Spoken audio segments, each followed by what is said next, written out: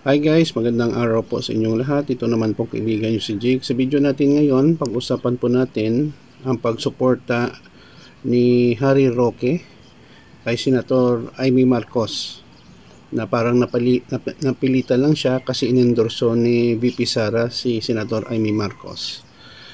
Before tayo guys magsimula, magpapasalamat muna po ako sa lahat ng mga viewers, silent viewers at supporters in our channel, no? Maraming salamat po sa inyong walang sawang panonood at suporta.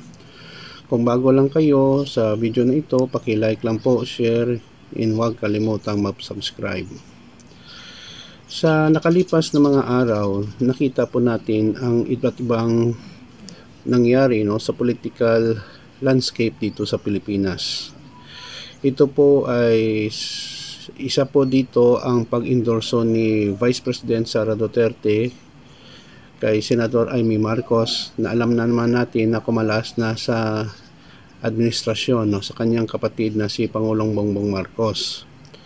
Gumawa sila ng advertisement, tinawag yun team, no?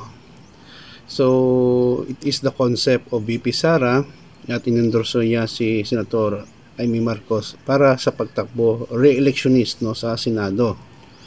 Now, ito naman po, alam naman natin na diehard Duterte supporter ang dating spokesperson ni Tatay Digong na si Attorney Harry Roque ay walang nagawa at napilitan na suportaran si Senator Amy Marcos kasi inendorso siya ni VP Sara. Pero sabi nga ni Attorney Harry Roque, huwag ka manigurado. Kasi ano daw, parang sa isang prutas ang papaya hindi bubunga ng bayabas, parang ganon. So sabi nga nila, blood is thicker than water, kasi kapatid niya ang nasa administrasyon, ang mahal nating Pangulong si Pangulong Bongbong Marcos.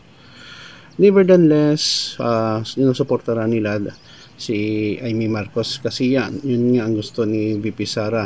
Hindi natin alam kung ano ang mga plans ni VP Sara, bakit inendorso niya at si Senator Amy Marcos.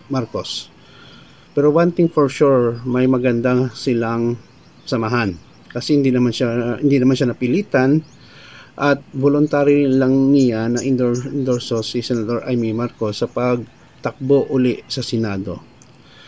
So tignan po natin guys kung ano ang mangyayari, no, sa this coming May 12, 2025. Malapit na yan sa ating national elections. Maraming nangyayari sa ating kapaligiran na umiinit, especially na may mga dumadating na mga election, mga election related crimes, ambush, patayan, hindi talaga mawala sa bawat election, no? So sa akin lang, as your friend, no, content creator, ay masabi ko lang, ma-advise ko lang sa inyo guys, piliin nyo based on your conscience at nagustuhan nyo. Kahit ang ibang tao ayaw nila, no, sa napili nyong politician, it's your choice. Pero you have to evaluate kung that politician can serve,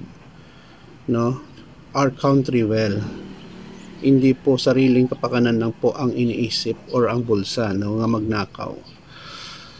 Kasi dito sa Pilipinas guys, no, may mga kilala tayo, mga friends natin sa social media or kahit hindi sa social media, na kung ganitong politiko ang susuportaran mo, bubotohin mo, alam nila, binabash ka nila, ang masakla pa iba, ina-unfriend ka without thinking. Politics is just a politics. By the end of the day, sana po magkaibigan pa rin kayo or magkapamilya, no? Kasi we are a democratic form of government.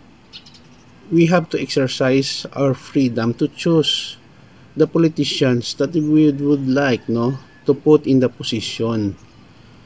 So paiba-iba naman guys ang ating gusto, hindi naman pwede pilitin kung ayaw mo. Yun lang, na mga tao talaga na medyo hindi open ang kanilang pag-iisip, and then they don't respect the rights of others. Yun lang po guys, maraming salamat po sa inyong panunood at pakikinig.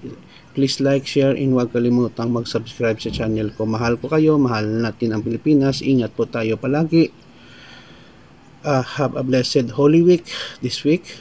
So mag-pray tayo, and yun po guys, no. Thank you. Bye-bye.